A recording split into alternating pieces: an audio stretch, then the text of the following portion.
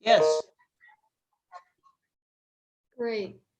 Nancy, Betz, it's just wonderful to get a chance to talk with you about your the time that you were editor of the journal and your thoughts about the journal, your challenges at the time, what your goals were. So can you start with what years you were editor?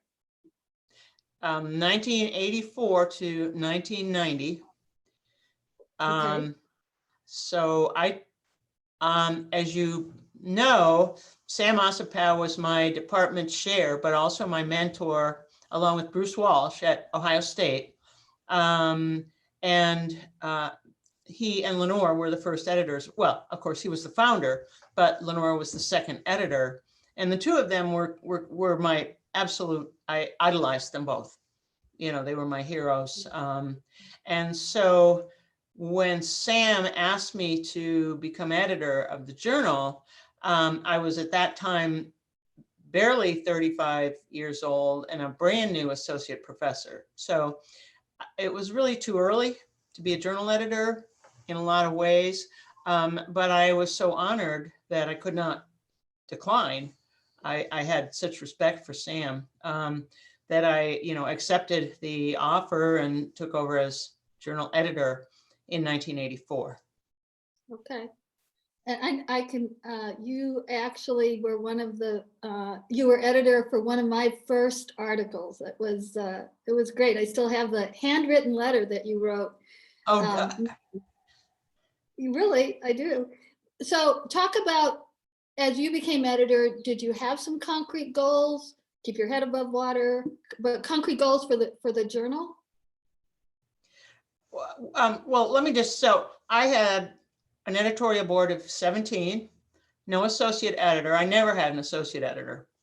My editorial board was the grandmothers and grandfathers of vocational psychology. Literally, my editorial board was Sam, Bruce Walsh, Lenore Harmon, Don Zaitowski, Don Super, Louise Fitzgerald was Jack Kreitz. My own mother, Ellen Betz, was on the editorial board when I took over. If I've forgotten major people, I apologize, but it was a star-studded editorial board. There's simply no question about it. Over the 6 years I was editor, I did add up to a whopping fat editorial board of 24 people, which to my great personal satisfaction was the rising stars in the field, one of whom was you, Nadja. And I'll get to that in a little bit. But, I think my goals as editor, I'm not sure, this is a very long time ago, but were to continue the incredible work in vocational psychology and IO psychology. About half the articles and half the editorial board was from organizational IO/psychology. And I worked with a number of very, very good people through that as well. So, so the articles that we published were the major theoretical and empirical measurement articles in vocational psychology and also IO psychology. So beyond that, I wanted to publish really good work with both theoretical and strong measurement components. I was very lucky in that the articles that I received were, again, from the best in the field. People like John Krumboltz, John Holland, Fred Borgen, Mark Savickas, Itamar Gatti, Bruce, Sam, Louise Fitzgerald, Bob Lant, the up-and-comers, which included you, David Bluestein, Joida, Gail Hackett, Jane Swanson, Rosie Bingham, Linda Subich, and others. So I was extremely lucky in being able to further our field with those general goals. Now, this was really before, maybe not before, but social justice issues were not yet paramount in the field. So I can probably say that my main focal areas were articles with theoretical and empirical and relevance, and also strong measurement qualities. And they were from the best people in the field. So I feel like I was extremely lucky. Yeah, what would you say, what challenges did you have? Well, challenges, first of all, workload. It was a huge workload for one person. And we never had enough articles, never. Those were in the early days. I was always scrambling for articles, and that was very stressful. So basically the workload for one person was just extraordinary. I honestly developed at that time my own theory of you can do 2 out of 3 things. You can do one in the realm of journal editing, books, and empirical articles. You can do 2 of the 3, but not all 3. And at that time, I ended up focusing on journal editing and books, my book with Louise Fitzgerald on the career psychology of women, but my empirical research suffered. And so, to be honest with you, and very blunt, the work in self-efficacy went away without me. It went beyond, I could no longer participate in the work developing the theory of self-efficacy into what became social cognitive theory. Right. And that's a great regret. And let me, for those who don't know, you and Gail, Betz and Hackett, Hackett and Betz, 1981, were really the first to introduce this concept, Bandura's concept of self-efficacy to the career area, particularly career psychology of women. Right, exactly. And we developed a number of measures, but you know, our theoretical focus was Bandura's self-efficacy theory. And the consequences and the antecedents and the consequences for vocational behavior, especially, as you say, among women, girls and women. But I could no longer actively participate in that research. And that's why I say 2 out of 3. If you want to be a journal editor, at least in my life, it was, and I did have the book with Louise Fitzgerald under contract, and it was the first major work on women's career development in one volume. So that was a very significant accomplishment, but it cost me. Now, I think, as you well know, Nadja, journal editing is going to cost you somewhere. Right. I mean, time-wise, it's a huge time taker. So another challenge, though, and this I say with a smile, is that I had to reject papers from some of the top people in the field. So I'll never forget when I rejected a paper from Don Super based on my editorial board, the editorial reviews. So this story always served me well when my students would be crying about being rejected after having submitted an article. And I would tell them, I rejected Donald Super. If he can get rejected by a very good journal, it's not the end of the world. We're all going to get rejected. And I've been rejected by some of the, best and worst people in the business. So everybody, my students always loved the story about how I rejected Don Super's manuscript and then basically sat at my desk waiting for the God of Donald Super to strike me dead. or a posse of all the biggest vocational psychologists coming to my door to take me to, vocational psychology prison. So believe me, I was on pins and needles for quite a while until I realized that, Donald Super too had been rejected and understood that pretty well.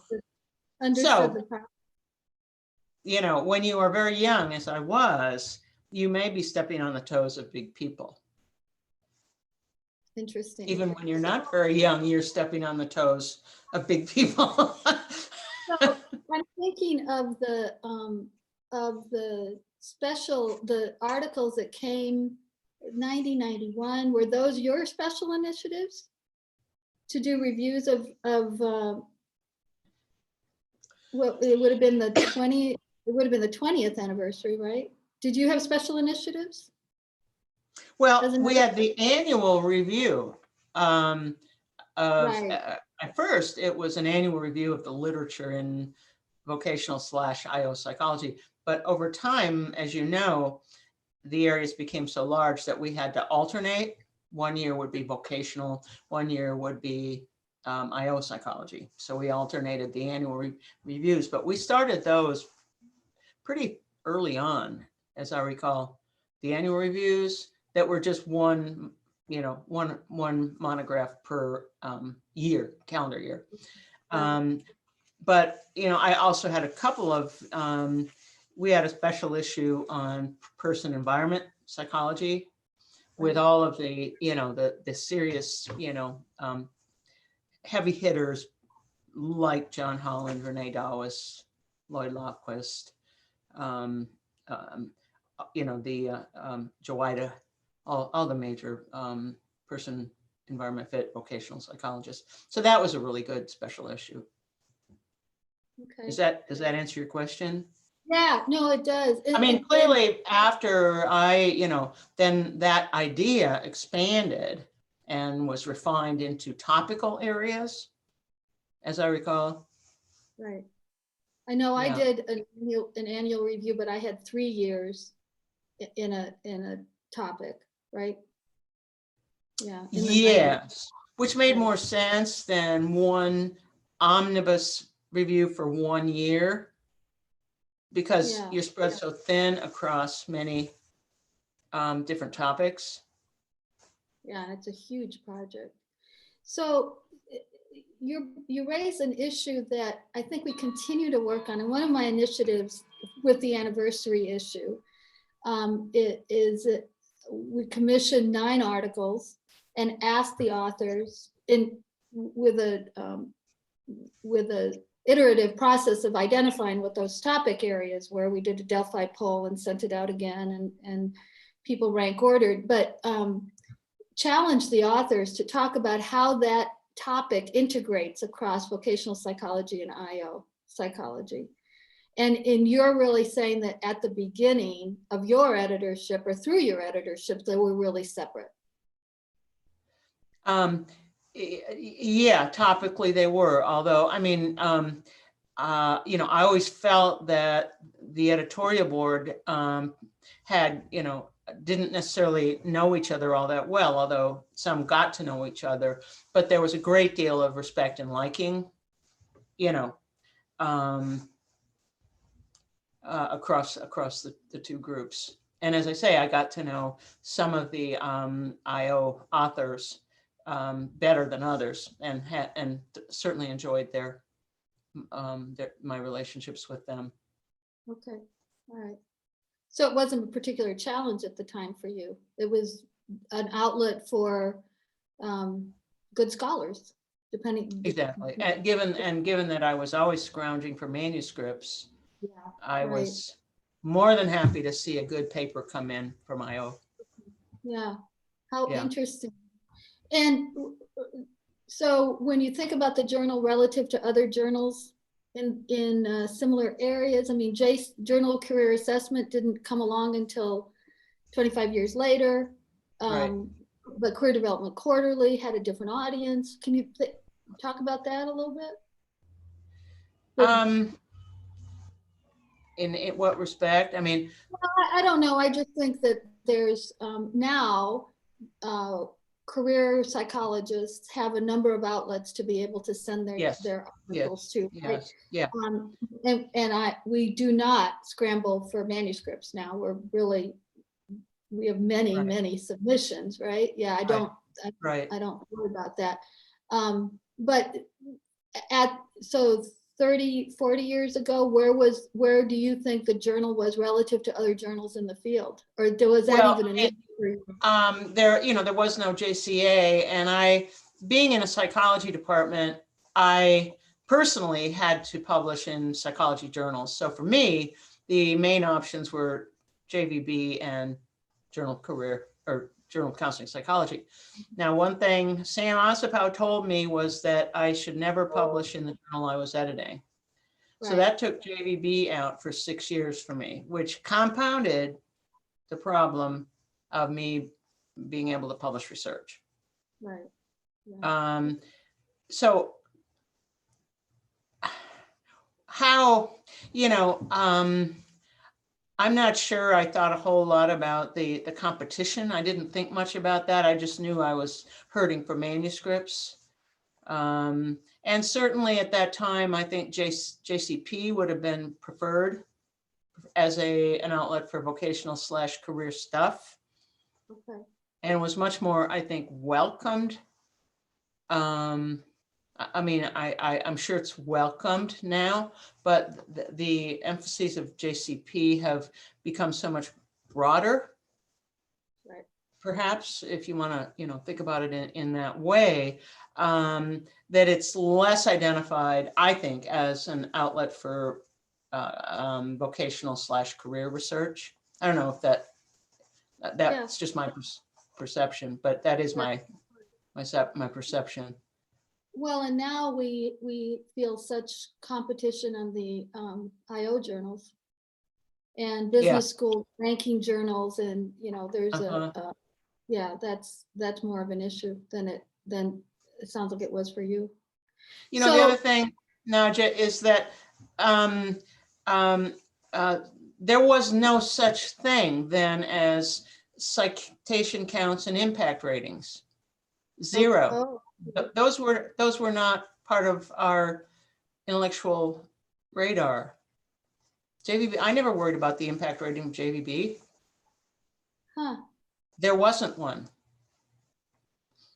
That's a very different time. Yeah. Yes, extremely different. So the metrics were completely different. Huh? The metrics were completely different. Oh my gosh, yes. Yes. Yeah. Huh. Yeah, think about it. Yeah. So it all. Yeah. So you've been on the editorial board since you were editor, and so how has the journal changed, grown in the last year since you've been editor? Well, the growth is just astounding to me of the journal, of the editorial board, of the internationality. Perhaps that's the biggest thing I've seen change and grow, which is wonderful. I mean, and I attribute a lot of that to you, because I think you've made a concerted effort to bring in folks internationally. So that's a big change. Certainly what? No, I was just going to say, I think the editorial board now numbers about 150 to 160, a far cry from 17. And you have how many associate editors? 10. 10. Yeah. Can you see the difference between? Yeah.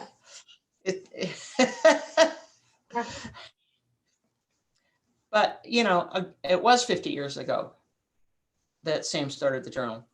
Right. So things do change in 50 years.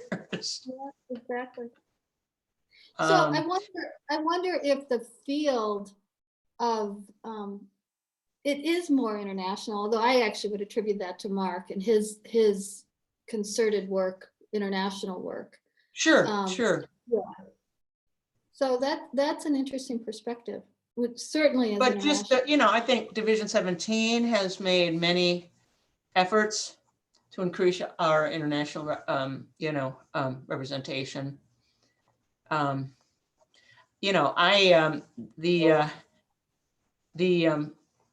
career decision self-efficacy scale, excuse me, I lisp somewhat.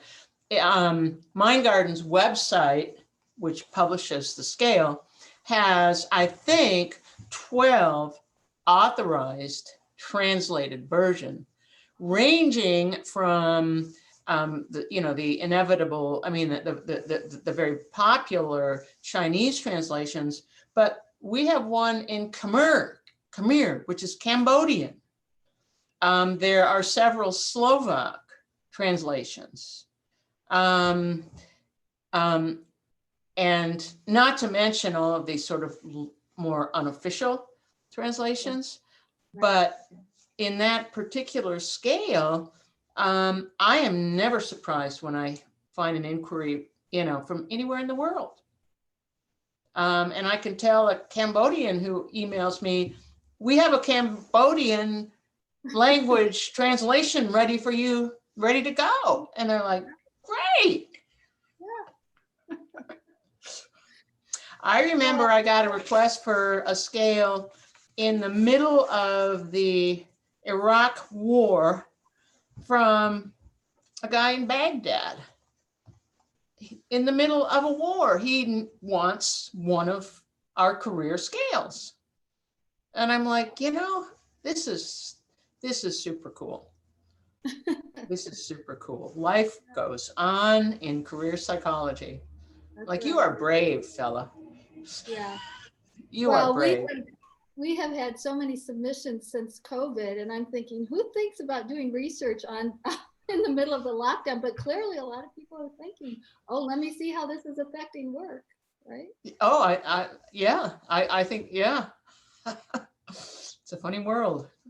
Well, it is wonderful to get a chance to talk with you and get your perspectives about being editor of the journal. And we're excited to get a chance to talk to Sam Ossipow. Yes. I'm talking to him, and we're talking to Tony Tinsley. Sadly, Yes. Lenore is not able Obviously, to do an right. interview.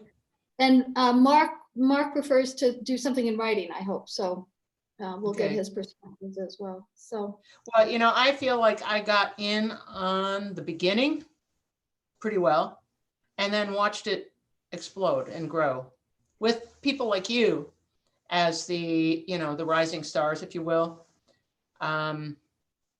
you're very So I've seen a very long and rich trajectory development of the journal. So congratulations on your wonderful job, Nadja. I think this issue will be tremendous. Yeah, I'm excited about it. Very excited about it. Okay. Thank you. Well, thank you. Thank you all.